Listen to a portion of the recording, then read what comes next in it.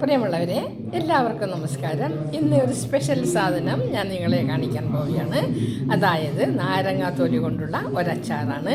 നാരങ്ങാത്തൊലി വെറുതെ കളയുന്നവരെല്ലാം ഇത് ഒന്ന് ചെയ്ത് നോക്കണം. അത് നാരങ്ങ അച്ചാർ കയ്പ്പാണെന്നും പറഞ്ഞ് കളയുന്നവർ പോലും അത് കളയാതെ ഉണ്ടാക്കി തിന്നുമെന്നുള്ള കാര്യം സംശയമില്ല. ഒന്നുണ്ടാക്കി നോക്കണം. ഞാൻ ആദ്യം നാരങ്ങ അച്ചാർ കാണിച്ചു തരാം. ഞാൻ ഉണ്ടാക്കിയ നാരങ്ങ അച്ചാർ കാണിച്ചു തരാം. ഇതാണ് ഞാൻ ഉണ്ടാക്കിയ നാരങ്ങ അച്ചാർ. അത് ഉണ്ടാക്കുന്ന വിധം ഞാൻ പറയാം.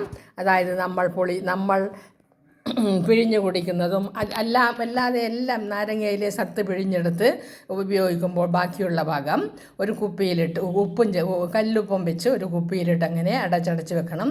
കുറേ ദിവസമാകുമ്പോൾ കുപ്പി നിറയുമ്പോൾ നമ്മൾ അതിനെയെല്ലാം എടുത്ത് തട്ടിയിട്ട് ചെറുതായി മുറിച്ച് ആവശ്യത്തിന് ഉപ്പ് വേണമെങ്കിൽ ഉപ്പും ചേർത്ത് ഇളക്കി അതിലേക്ക് കുറച്ച് നാരങ്ങ നീരും കൂടെ പിഴിഞ്ഞൊഴിച്ച് വെക്കണം. അതിനുശേഷം നമ്മൾ അതിനുള്ള അരപ്പ് തയ്യാറാക്കണം.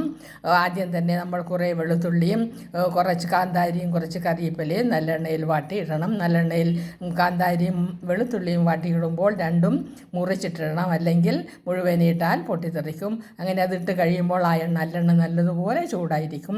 ആ ചൂടായ നല്ലെണ്ണയിനെ അടുപ്പ് ഓഫാക്കിയിട്ട് അതിലേക്ക് ആവശ്യമായ മുളക് പൊടിയും കായപ്പൊടിയും ഉലുവയും ചേർത്ത് വെള്ളമൊന്നും ചേർക്കണ്ട.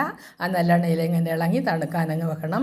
തണുത്ത് കഴിയുമ്പോൾ നമ്മൾ നാരങ്ങയിലേക്കിട്ട് ഇങ്ങനെയൊന്ന് ഭംഗിയായി ഇളക്കി സൂക്ഷിച്ച് വെക്കുകയാണെങ്കിൽ ഈ അച്ചാർ എല്ലാവർക്കും ഇഷ്ടപ്പെടും. കുട്ടികൾ പോലും ഇത് കഴിക്കും എന്നുള്ളതിന് യാതൊരു സംശയവുമില്ല.